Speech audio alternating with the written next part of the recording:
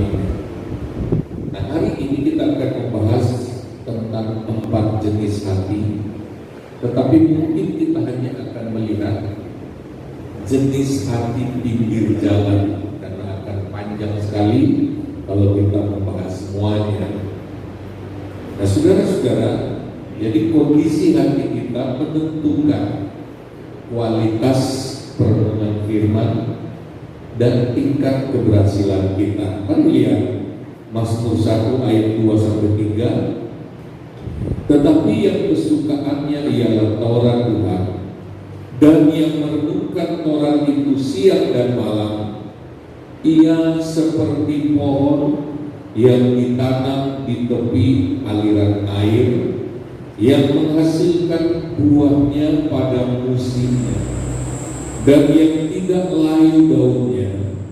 Apa saja yang diperbuatnya berhasil. Haleluya. Jadi dari ayat ini kita melihat bahwa kesalahannya bukan pada firman. Soal berhasil atau tidak hidup kita karena firman itu sangat bergantung pada cara kita merenungkan firman. Dalam ayat ini bahkan merenungkan firman itu siang dan malam, saudara. Baru terjadi apa saja yang diperbuatnya pasti berhasil. Tentu firman Tuhan ini tidak berbohong. Sungguh sangat indah kalau apa saja yang kita buat berhasil. Sebab saudara hitung-hitung keberhasilan demi keberhasilan demi keberhasilan, itu pasti membawa perubahan, pasti membawa peningkatan dan kemajuan dalam hidup kita. Haleluya. Jadi saudara, kalau kita merenungkan firman dengan baik, dengan efektif, itu pasti ditandai. Tandanya itu adalah keberhasilan yang terus menerus, keberhasilan yang kontinu. Haleluya.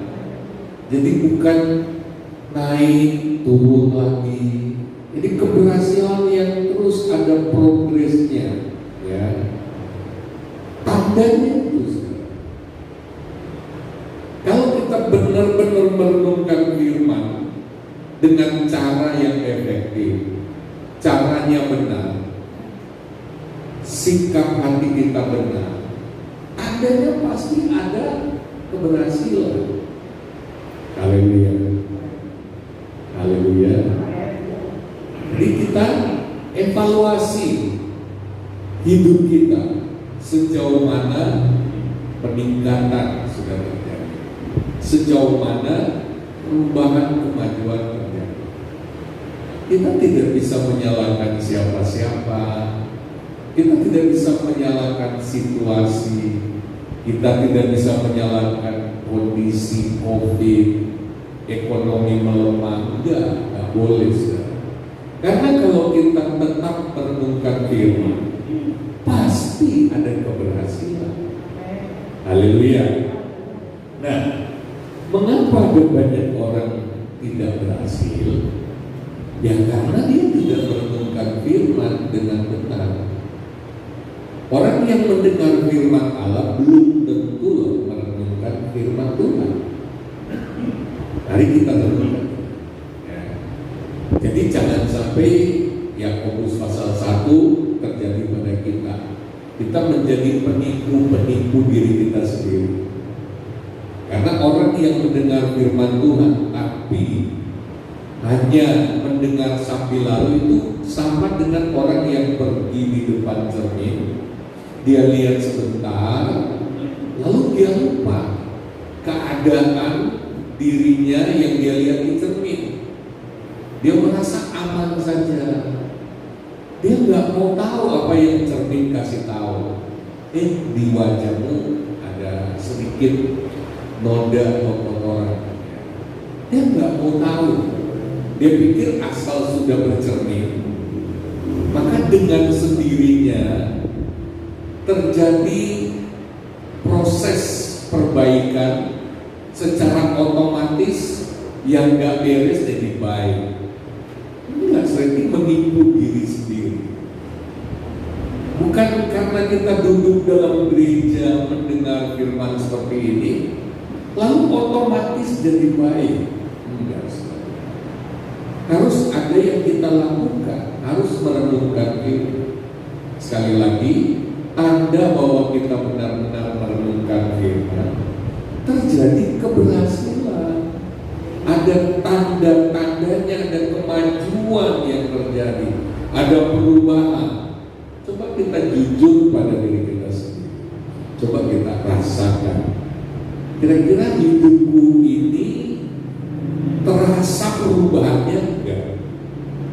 Kira-kira terlihat enggak kemajuan demi kemajuan? Atau miris karena kita melihat orang dunia terus menanjak, ada progres, kita enggak. Kita stuck seperti jalan di tempat, enggak ada kemajuan. Aneh. Nah, saudara, tadi kita bicara tentang kualitas merenungkan. Mengapa orang tidak berhasil? Karena tidak merenungkan firman Tuhan secara benar. Ternyata kalau kita melihat dalam Matius pasal yang ke-13, perenungan kita atau cara kita merenungkan firman itu tergantung kondisi hati kita. Jadi kita harus waspada, kita harus selalu beres-beres hati kita. Katakan bersama, beres-beres hati. Sama seperti rumah kita, tiap hari kita mesti beres. Beres terus. Ada sedikit sampah kita beresin. Begitu juga yang paling pertama yang harus kita bereskan setiap hari adalah hati kita.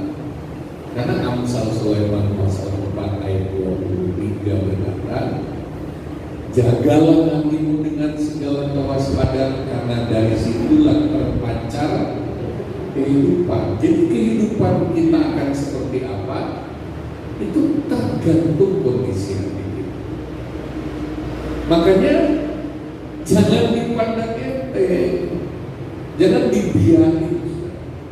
Harus misalnya ya, rumah kita misalnya ada sedikit kerusakan, bocor, itu kita pasti mikir. Kita tidak akan menunda-nunda. Kita pasti segera harus ambil tindakan, kalau enggak keropos semua. Kalau enggak nyaman tinggal di rumah yang bocor terus. Kita harus bertindak melakukan sesuatu. Begitu juga kalau hati kita tidak beres, itu jangan didiamkan. Seolah-olah baik-baik saja, baik-baik saja, no problem. Jangan menipu diri kita sendiri, atau jangan menjahati diri kita sendiri. Kita sudah tahu ini ada problem di hati saya, tapi dibiarkan. Kita memandang enteng, itu sama dengan mencelakakan diri sendiri. Kita harus mau terbuka. Sama seperti kalau mata kita kelilipan, kita harus keluarin debu yang ada di mata kita. Nggak bisa anggap enteng. Secara fisik memang terasa banget.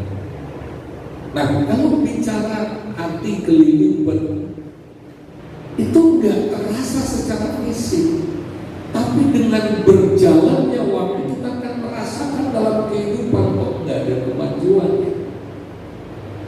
Karena hati yang kelilipan itu hati yang kesumbat. Nah, jadi harus ada pemberesan, harus ambil tindakan. Apalagi kalau tusuk apa itu, tusuk duri. Coba kalau saudara tusuk duri, dikuku lagi. Kalau diambil mau dicabut sakit sekali, dicabut juga sakit.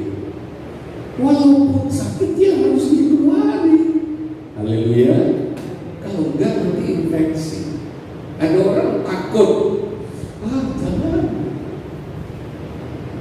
Tapi apapun itu harus diberesin. Karena kalau hati kita beres, maka firman Tuhan itu ada tempat dan bisa direnungkan. Orang kalau hatinya bening, haleluya, dampak dari firman Tuhan itu akan sangat dahsyat. Mari kita lihat saudara, dalam perumpamaan tentang penabur ada 4 jenis hati. Hari ini kita akan lihat tentang hati pinggir jalan, kualitas hati pinggir jalan. Nah, ini kita mau buka hati, kita mau firman Allah ini membongkar hati kita. Apakah hati kita hati pinggir jalan atau hati yang bagaimana, saudara? Lihat yang pertama, ini jenis hati pinggir jalan. Matius 13 ayat 19. Kepada setiap orang yang mendengar firman tentang kerajaan surga tetapi tidak mengertinya, datanglah si jahat dan merampas yang ditaburkan dalam hati orang itu. Itulah benih yang ditabur di pinggir jalan. Yang pertama, saudara, hati pinggir jalan itu tidak punya firman yang akan direnungkan. Kenapa dia nggak punya firman, saudara? Tadi dikatakan dengan jelas, dia nggak mengerti. Tentu ada sebabnya. Kenapa dia nggak bisa mengerti? Mengapa seseorang nggak mudah firman? Nah itu. Ya, tapi kita akan belajar. Oleh sebab itu tadi saya katakan, bukan karena kita rajin dengan firman Tuhan lalu kemudian kita bertumbuh atau kita berubah, belum tentu. Di dalam ayat ini bisa saja kita dengar firman tapi pemahaman kita nggak hidup, pengertian kita itu nggak on, ya, masih off. Nah itu yang pertama. Yang kedua, mengapa tidak mengerti? Karena tidak ada pewahyuan. Nanti kita belajar loh. Kalau begitu yang salah siapa? Yang memberi pewahyuan atau hati kita? Mari kita lihat. Jadi penyebab kedua tidak mendapatkan pewahyuan. Matius 13 ayat 10 sampai 11. Lompat ayat 17. Maka datanglah murid-muridnya dan bertanya kepadanya, mengapa engkau berkata-kata kepada mereka dalam perumpamaan? Jawab Yesus, kepadamu diberi karunia untuk mengetahui rahasia kerajaan surga, tetapi kepada mereka tidak. Sebab aku berkata kepadamu, sesungguhnya banyak nabi dan orang benar ingin melihat apa yang kamu lihat, tetapi tidak melihatnya, dan ingin mendengar apa yang kamu dengar, tetapi tidak mendengarnya. Jadi kita lihat, tidak semua orang diberi pewahyuan. Nah ini kita harus mengerti. Pewahyuan ini dikatakan di dalam ayat tadi rahasia. Rahasia itu bikin orang penasaran. Ini rahasia ini berarti sesuatu yang luar biasa, sesuatu yang tidak sembarangan orang boleh mengetahui. Hanya orang-orang tertentu. Biasanya saudara, di zaman Alkitab pada masa itu yang boleh tahu hanya orang dalam, orang yang sudah jadi anggota, orang yang sudah atau yang teridentifikasi ini orang kita, baru dibuka. Artinya begini, bagi orang-orang tertentu ini sesuatu yang bernilai tapi mereka tidak bisa tahu, nggak boleh tahu. Ini penting.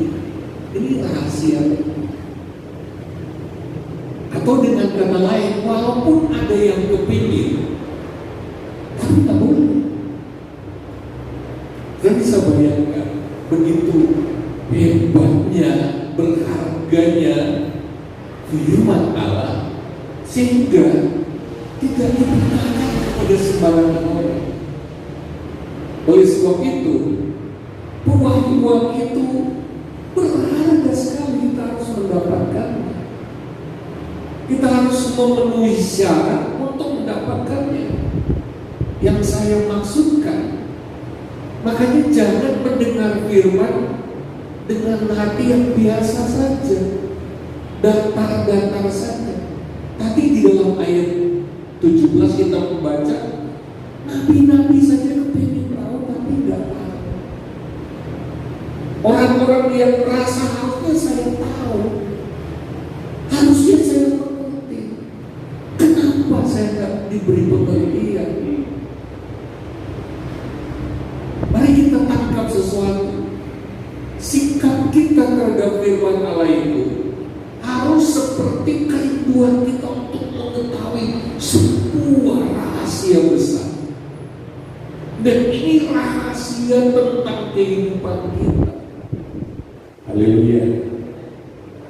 Sebab kalau kita nggak tahu, jangan-jangan itu adalah tentang strategi, tentang bagaimana caranya kita hidup di tengah COVID-19. Itu penting. Bagaimana kalau ada corona yang berbicara muncul? Bicaranya, gimana caranya? Strateginya bagaimana? Rahasianya apa? Kenapa orang-orang itu bukan terbunuh tapi malah terus mengalami terobosan? Apa rahasianya? Harusnya sikap kita terhadap firman Allah adalah seperti ini. Ingin tahu rahasianya. Dan karena ini tidak diberi kepada sembarang orang, maka kita harus menghargainya. Haleluya. Kenapa ada banyak anak Tuhan tidak merenungkan firman? Dia tidak menghargai firman Tuhan. Dia tidak tahu bahwa ini rahasia yang bernilai tinggi. Haleluya. Haleluya. Yang ketiga, saudara, mengapa tidak mendapatkan kewahyuan? Mengapa tidak mengerti? Ya, karena hatinya sudah menebal. Coba lihat ayat 15. Ini hati pinggir jalan, saudara. Ayat 15.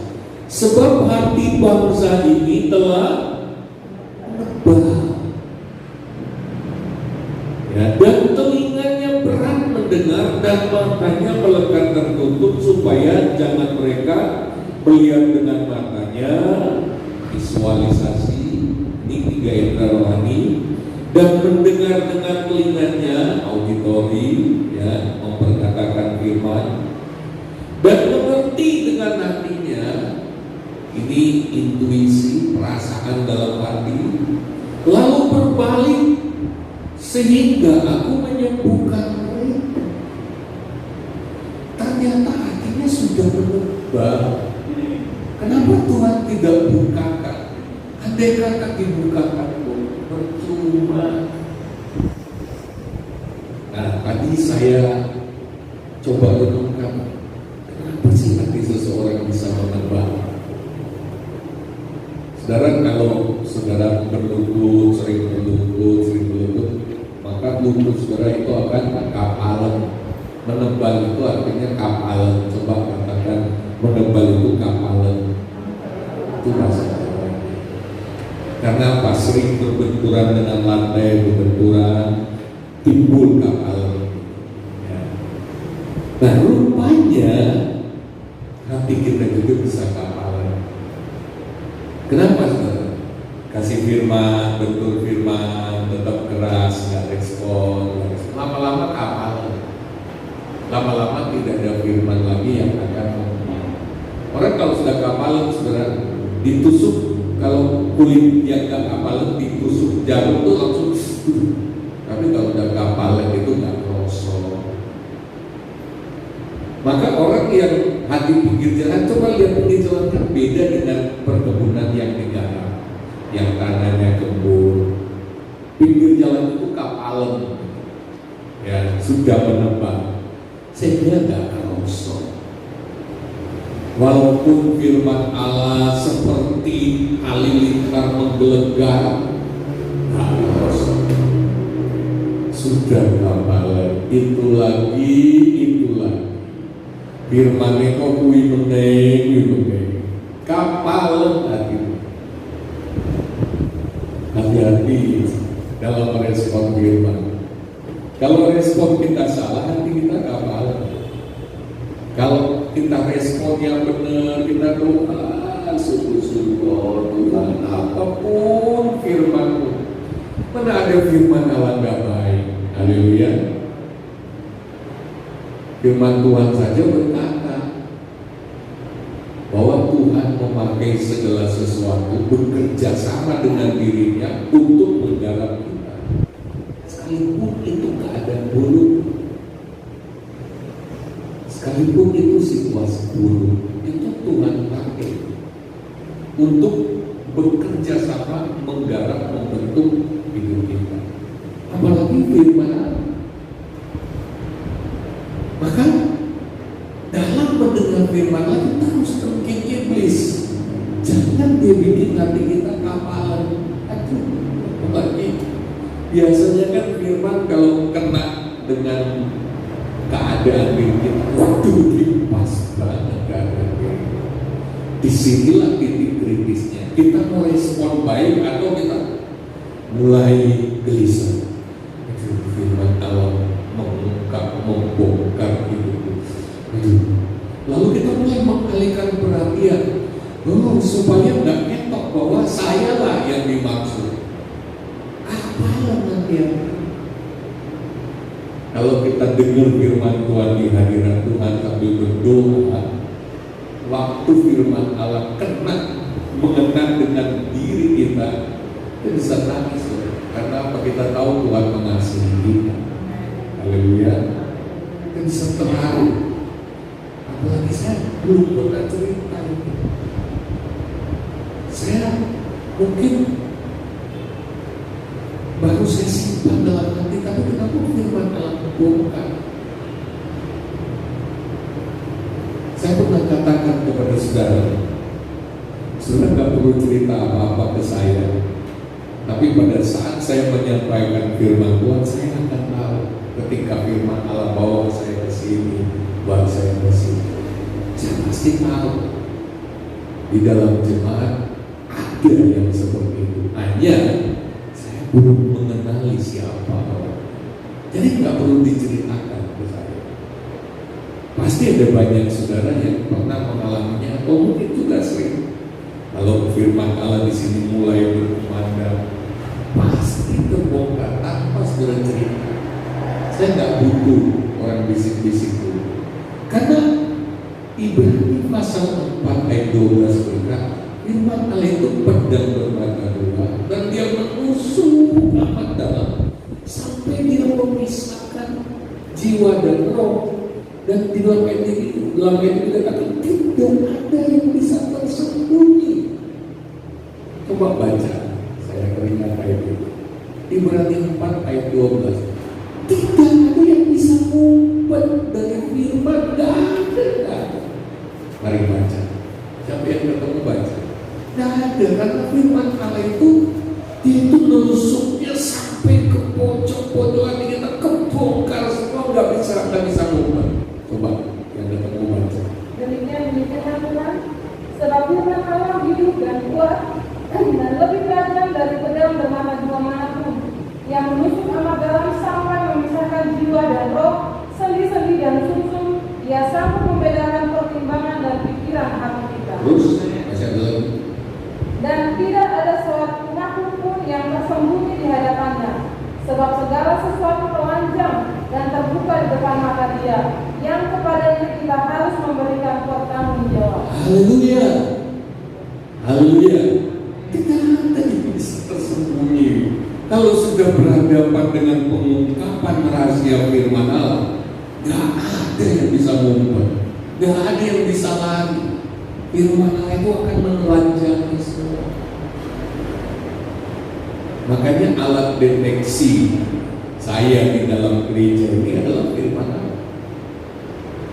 Saya tiap hari belajar firman, berdoa, firman apa yang harus diberikan.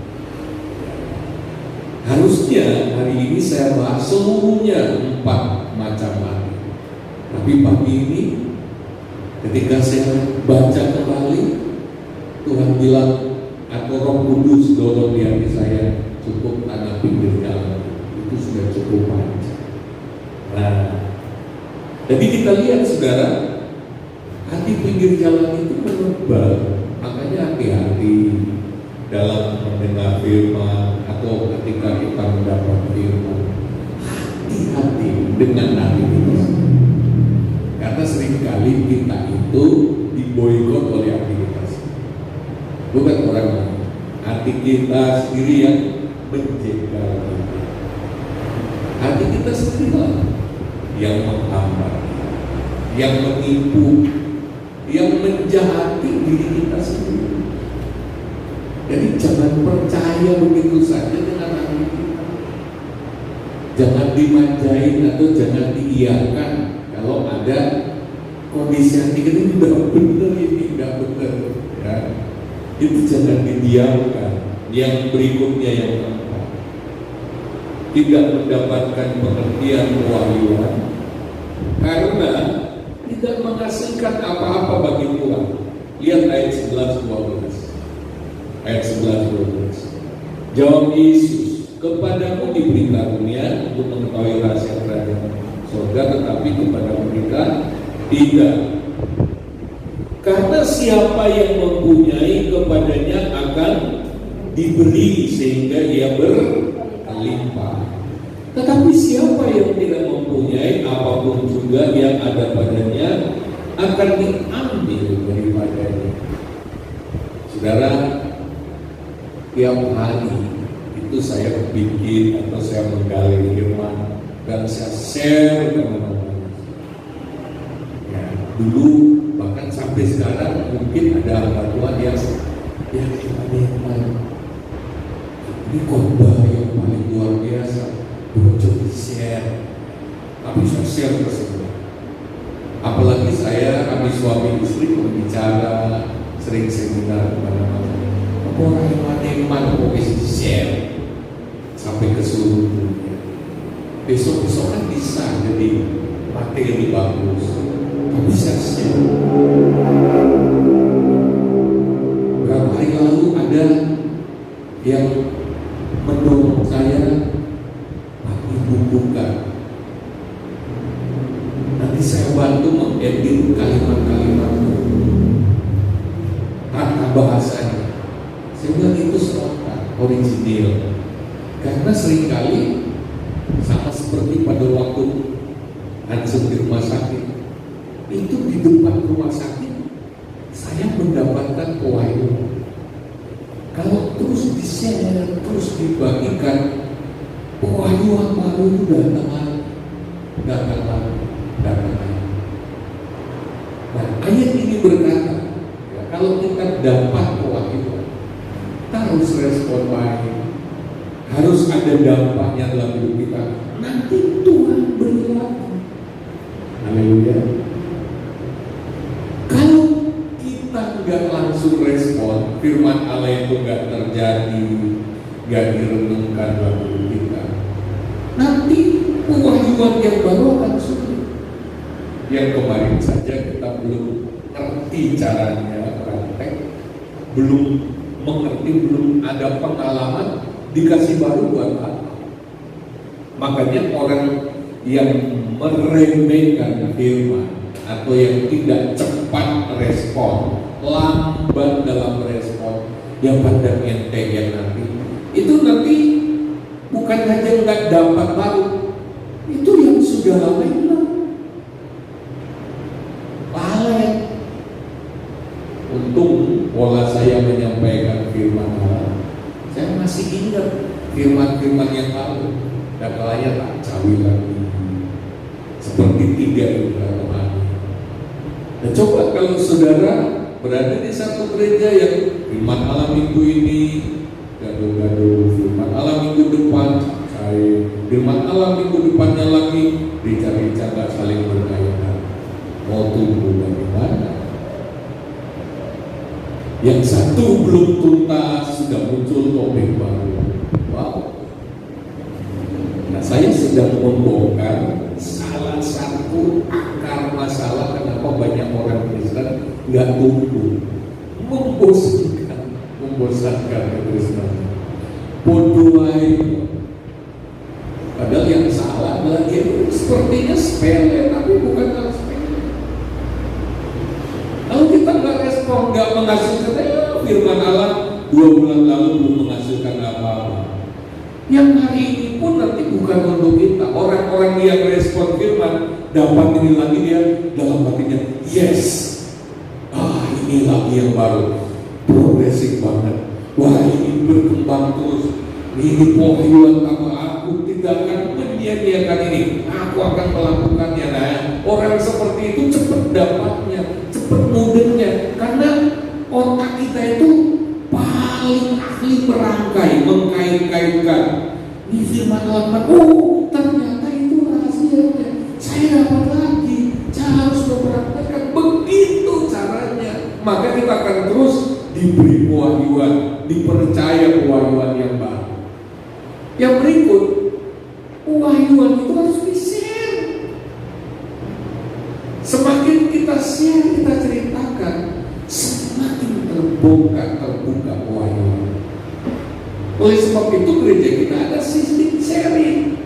Sharing di kompak, sharing di komsel. Dapat apa? Pewahyuan apa dari firman Allah kemarin?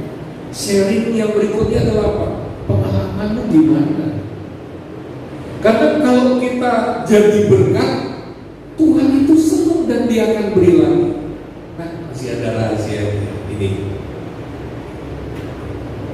Nah, tapi bagaimana kita bisa share kalau kita sendiri ternyata tidak menghargai firman Tuhan itu? Orang yang menghargai, yang menganggap firman Tuhan itu, wow, ini dahsyat banget, ini amazing, ini hebat sekali, nggak bisa kutahan ini. Yeremia berkata, ini kalau didiamkan kayak api di dalam dadaku yang menghanguskan. Kalau nggak diceritakan diam saja, ini bisa menghanguskan aku. Itu kalau firman Tuhan ada dapat lalu kita nggak bisa diam.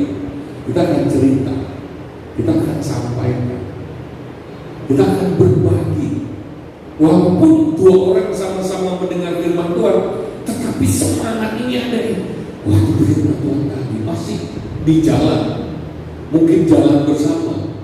Obrolan mereka bukan hal yang lain. Untuk firman Tuhan tadi, untuk dasarnya bukan lain. Aku diberkati banget. Untuk haleluya. Ketika beberapa hari lewat, mulai diterapkan, dilakukan, dia nggak tahan lagi, baru 2 hari, 3 hari. Dia sudah ingin menghubungi temannya. Aku mengalaminya, benar firman Tuhan, ya dan amin. Orang seperti itu memiliki sesuatu yang akan diberikan kepada Tuhan. Tuhan melihat, dia punya. Jadi jangan sampai ketika Tuhan memeriksa, mengevaluasi firman Tuhan yang kita sudah terima, nggak ada apa-apa, nggak ada hasil, dia nggak kasih. Makanya walaupun kita dengar rajin dengan firman Tuhan, gak ada apa-apa. Karena Tuhan sudah kasih. Dia menunggu respon kita. Haleluya. Gak sembarangan mendengar firman Tuhan dan orang pikir dengar cuekin, agak angin lalu kemudian gak ada dampaknya. Nanti kita menebal. Nanti pada satu saat firman Allah itu bukan apa-apa. Nanti kita bertobat. Ya, kita harus bertobat dari kebiasaan meremehkan firman. Amin. So, mungkin maksudnya nggak meremehkan firman, sikap dulu. Ya, bagaimana kita menyikapi firman? Dalam Matius pasal 25 ayat 27 sampai 29 itu prinsipnya sama. Karena itu sudahlah seharusnya uangku itu kau berikan pada orang yang menjalankan uang, supaya sekembaliku aku menerimanya serta dengan bunganya. Sebab itu ambillah talenta itu daripadanya dan berikanlah pada orang yang mempunyai 10 talenta itu. Karena setiap orang yang mempunyai, kepadanya akan diberi sehingga ia berkelimpahan. Tetapi siapa yang tidak mempunyai apapun juga yang ada padanya akan diambil daripadanya. Tuhan minta bunga, ya. Jadi 1 talenta diberikan harusnya jadi berapa? Nah, ini prinsip firman Allah yang tidak boleh kita anggap remeh. Ya. Jadi gini, andai kata kita terima firman Tuhan jadi berkat, itu pun tidak boleh jadi yang berkat diri. Dosa-dosa saya dosa. Nabi baik. Tuhan itu minta kasih. Haleluya. Tuhan minta buang. Oleh sebab itu saya tidak pernah pelit. Saya tidak pelit firman Tuhan. Ya. Saya terus ya. Yang kelima, saudara, tidak mendapatkan pengertian dan kewahyuan karena hatinya tidak fokus, pinggir jalan soalnya. Hatinya mengembara. Kenapa mengembara? Itu tadi mungkin karena dia sudah bosan, ya firman Tuhan kok begitu lagi. Hati pinggir jalan itu sebenarnya menggambarkan otak bagian depan. Ada otak sadar, ada pikiran bawah sadar. Nah, otak sadar kita ini otak paling sibuk dibanding otak penyimpanan memori. Karena otak kita itu bagian depan itu menangkap, menerima semua pesan yang masuk lewat panca indera, itu masuk ke otak kita bagian depan. Nah, ada banyak orang menerima firman Tuhan hanya dengan otak bagian depan saja. Ya. Kalau kita mau terima firman Allah sampai masuk ke pikiran bawah sadar atau tersimpan dalam memori kita harus buka memori kita. Nah, lalu kemudian pikiran bawah sadar itu harus dibersihkan. Harus, kalau sudah terlalu penuh dengan hal yang tidak benar, harus dibuang dulu. Yakobus 1 ayat 21 berkata, karena itu buanglah segala pikiran yang jahat yang begitu banyak, buang. Nah, saya mau bicara tentang otak depan, ya. Itu otak pinggir jalan. Saya sudah duduk di serambi depan rumah, sudah akan lihat orang lalu lalang berbeda-beda, sudah lihat orang nonton banyak hal. Ini otak bagian depan. Nah, caranya kalau seperti gereja kita, supaya suara kendaraan ataupun mengganggu kita tutup pintunya dan lain sebagainya, supaya kita fokus. Memang perlu perjuangan untuk fokus. Haleluya. Harus ada kehausan. Apalagi sekarang di HP saudara ada banyak ujian, pencobaan. Waktu dengar firman Tuhan, kalau enggak di ya lagi dengar firman Tuhan ada chattingan masuk, ya lihat, ya.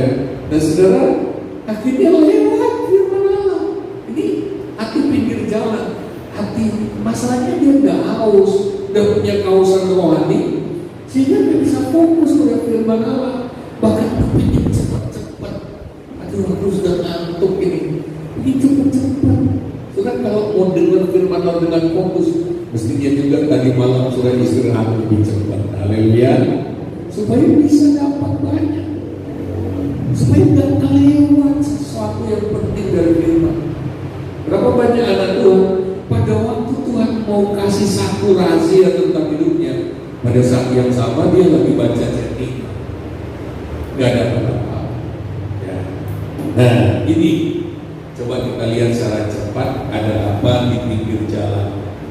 Yang pertama, dalam Markus 4 ayat 15, orang-orang yang di pinggir jalan tempat firman itu ditaburkan ialah mereka yang mendengar firman, lalu datanglah iblis dan mengambil firman yang baru ditaburkan di dalam mereka. Nah, yang pertama, hati pinggir jalan itu sangat terbuka untuk iblis. Oleh sebab itu kita harus pintar-pintar menutup pintu untuk iblis. Pada waktu dengar firman Tuhan, hati-hati dengan pikiran-pikiran negatif. Itu celah-celah untuk iblis masuk. Hati-hati, hati kita itu harus jernih, ya. Harus jernih, harus betul-betul wes firman Allah apa adanya. Itu firman. Haleluya, haleluya. Nih, yang pertama ini ada iblis di pinggir jalan, ya. Yang kedua, saudara, ada jebakan. Kejadian 38 ayat 16. Lalu berpalinglah Yehuda mendapatkan perempuan yang di pinggir jalan itu serta berkata, marilah aku mau mengambil engkau. Sebab ia tidak tahu bahwa perempuan itu menantunya. Tanya perempuan itu, apakah yang kau berikan kepadaku jika engkau menghampiri aku? Jadi ada sebuah cerita di sini, tetapi saya ambil bagian ini, saudara, di mana Yehuda itu dijebak oleh menantunya sendiri. Itu di pinggir jalan terjadinya, saudara. Hati pinggir jalan itu berhadapan dengan banyak jebakan-jebakan iblis. Makanya kontrol hati kita, saudara. Ya, kalau kita lihat ayat 21, Kejadian 38 ayat 21, ia bertanya-tanya di tempat tinggal perempuan, di manakah perempuan jalan yang duduk tadinya di pinggir jalan di Enaim itu? Jawab mereka, tidak ada di sini perempuan jalan. Nah, karena memang perempuan itu hanya menipu, saudara. Ya. Yang ketiga, saudara, jadi ada jebakan pinggir jalan. Yeremia pasal 3 ayat 2, ada tawaran dosa perzinahan. Yeremia 3 ayat 2, layakkanlah matamu ke bukit-bukit gundul dan lihatlah, di manakah engkau tidak pernah ditiduri, di pinggir jalan-jalan kau duduk menantikan kekasih seperti seorang Arab di padang gurun. Engkau telah mencemarkan negeri dengan zinamu dan dengan kejahatan. Ada godaan-godaan. Jadi hati-hati dengan otak depan kita, karena itu pintu gerbangnya. Kalau kita kontrol apa yang kita lihat, kita tidak kontrol apa yang masuk, ya, maka kita bisa terjebak dengan dosa-dosa ini. Hosea 13 ayat 6 sampai 8. Hari kita lihat ada kesombongan di sana, saudara, saling menyombongkan diri. Hosea 13 ayat 6 sampai 8. Ketika mereka makan rumput, maka mereka kenyang. Setelah mereka kenyang, maka hati mereka meninggi. Itulah sebabnya mereka melupakan aku. Maka aku menjadi seperti singa bagi mereka, seperti macan tutul. Aku mengintip-intip di pinggir jalan. Aku mau mendatangi mereka seperti beruang yang kehilangan anak. Aku mau menggoyangkan dada mereka. Di sana aku memakan mereka seperti singa. Binatang liar di padang akan merobek mereka. Ya, saudara. Ada orang, saudara, ya, baru diberikan sedikit, baru makan kenyang, sudah meninggikan diri, sudah melupakan Tuhan. Baru nyaman sedikit, sudah kendor doanya, kendor merenungkan firman. Ya, saudara, ini kemudian Tuhan menjadi seperti beruang di pinggir jalan. Ini mengundang kemarahan Tuhan. Hati-hati, saudara. Yang kelima, Markus 10 ayat 46. Saudara, lihat, ada apa di pinggir jalan? Lalu tibalah Yesus dan murid-muridnya di Yeriko. Dan ketika Yesus keluar dari Yeriko bersama-sama dengan murid-muridnya dan orang banyak berbondong-bondong, ada seorang pengemis yang buta bernama Bartimeus anak Timeus duduk di pinggir jalan. Lalu kemudian ini, saudara lihat di dalam Lukas 18 ayat 35, waktu Yesus hampir tiba Yeriko, ini paralelnya, saudara, ada seorang buta yang duduk di pinggir jalan dan mengemis. Saudara, orang yang di pinggir jalan memang gak mau serius. gak mau tahu ribet, ya, gak mau susah mengemis. Saudara, kalau hati kita terus pinggir jalan, maka kita akan jadi pengemis. Ya, kita bukan orang yang diberkati. Ya. Sedikit lagi saudara, Markus 11 ayat 4 sampai 5. Saudara. Mereka pun pergi dan menemukan seekor keledai kuda tertambat di depan pintu di luar di pinggir jalan, lalu melepaskannya. Dan beberapa orang yang ada di situ berkata kepada mereka, apa maksudnya kamu melepaskan keledai itu? Di pinggir jalan ada keterikatan. Nah, hati-hati. Inilah kondisi hati yang masih terikat dengan banyak ikatan. Ada ikatan pornografi, ada ikatan percabulan, ada ikatan konsep berpikir yang salah, ada ikatan kepahitan, kesombongan, kebiasaan lama, kebiasaan buruk, dan memori-memori yang merusak pikiran. Terikatan. Hati kita ini memang problemnya banyak. Ya. Jadi problem kita yang paling berat di hati kita. Kalau kita nggak beresin, repot hidup kita. Tapi yang paling mengerikan adalah Lukas 8 ayat 5.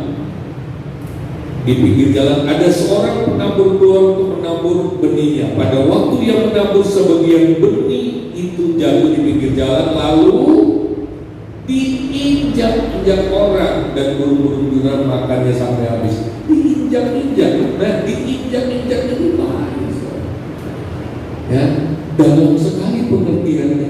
Pinggir jalan itu menyebabkan kita diinjak-injak. Ya, kita banyak orang lewat di pinggir jalan soalnya terinjak-injak. Di pinggir jalan itu membiarkan orang ini injak, orang ini injak, orang ini injak, orang ini injak. Yang salah bukan orang yang lewat. Yang salah itu kenapa hati kita ditaruh di pinggir jalan. Haleluya.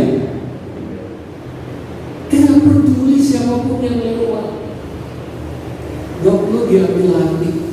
Dia mau lihat kita lagi duduk, gak perlu ambil hati, gak perlu urusan.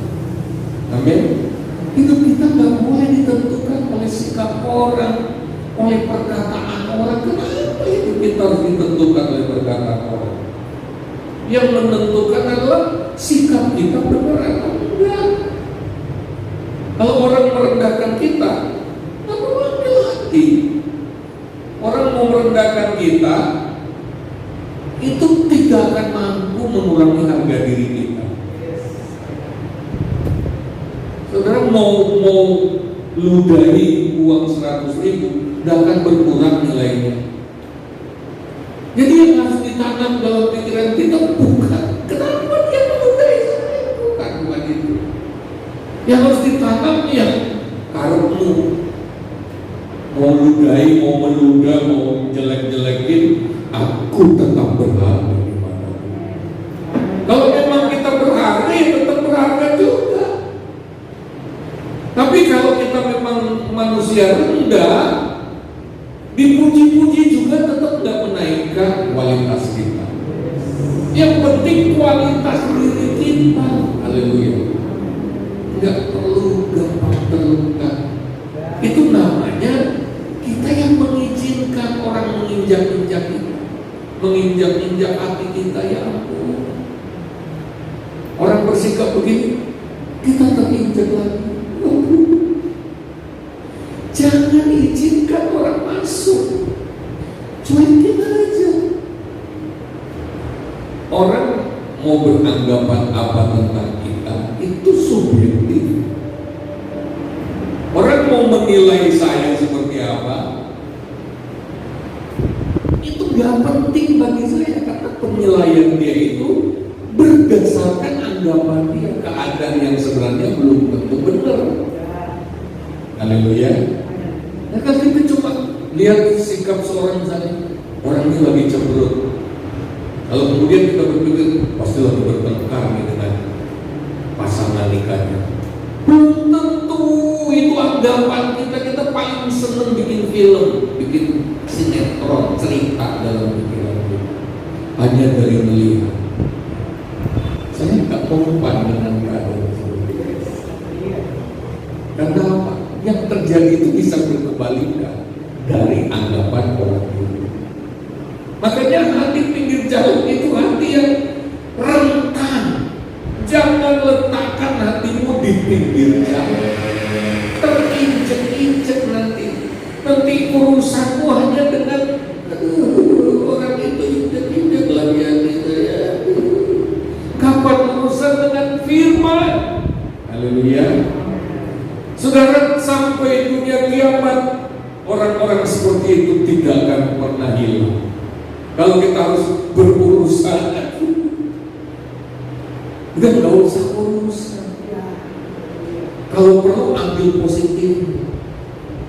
Allah bekerja dalam segala sesuatu untuk mendatangkan kebaikan.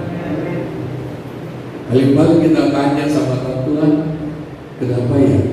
Gak ada angin, gak ada hujan, gak ada api, tiba-tiba keluar asap, bikin aku mulet orang itu. Kita tanya, nanti Tuhan kasih tahu. Ayo bentuk kesabaranmu. Atau Tuhan bisa saja Tuhan, ini waktunya kamu punya hikmat. Yang kita kejar itu rencana Tuhan di balik itu. Kalau kita ketemu rencana Tuhan yang baik, kita tidak akan jadi sengit sama orang itu. Kenapa? Dia menjadi alat kebaikan buat saya. Keburukan orang itu malah meningkatkan kualitas saya. Haleluya. Jadi hati kita selalu ada, hati kita selalu teguh, sehingga kita selalu siap melanjutkan kehidupan, menghadapi tantangan yang lebih besar. Oke, siap. Haleluya. Ya, itu tentang hati yang terinjak-injak. Saya percaya tidak ada di sini yang memiliki hati yang terinjak-injak. Apalagi orangnya sudah mati mesti menginjak-injak gitu ya. Ada orang kalau bercerita sekarang lalu nyinggung ada seorang nama seorang yang jangan ngomong nama itu. Emangnya siapa? Ya. Orangnya udah mati padahal cuma karena orang itu pernah melukainya, dengar namanya saja itu. Orang sudah mati masih menginjak-injak hatinya. Loh, hati ini tuh milik kita, gak boleh diinjak-injak sembarang orang. Haleluya. Jangan menyalahkan. Oh, Bapak Kepala nggak tahu ya. Coba Bapak Kepala mengalami injak-injak. Loh, saya nggak mau mengalami. Saya nggak izinkan siapapun menginjak-injak hati saya. Artinya silakan orang itu mau bagaimana, tapi aku nggak mau masukin dalam hati. Hati kita mau terinjak-injak atau mau terimpit itu tergantung kita izinkan atau gimana caranya. Ya. Nah, saudara, tetapi yang paling akhir saya mau katakan kita, mari kita lihat dalam kitab Wahyu pasal yang ke-11 tentang hati yang diinjak-injak, saudara. Coba baca Wahyu 11 ayat 1-2. Kemudian diberikanlah kepadaku sebatang bulu seperti tongkat mengukur rupanya, dengan kata-kata yang berikut: bangunlah dan ukurlah bait suci Allah dan mesbah dan mereka yang beribadah di dalamnya. Tetapi kecualikan pelataran bait suci yang di sebelah luar, janganlah engkau mengukurnya, karena ia telah diberikan kepada bangsa-bangsa lain, dan mereka akan menginjak-injak kota suci 42 bulan lamanya. Jangan sampai kita dikategorikan orang-orang yang akan masuk aniaya antikris, diinjak-injak 3,5 tahun, 40 bulan itu 3,5 tahun, diinjak-injak, itu aniaya. Saya ingin mengatakan kalau hati kita tetap hati pinggir jalan, kita tidak akan terbebas dari 42 bulan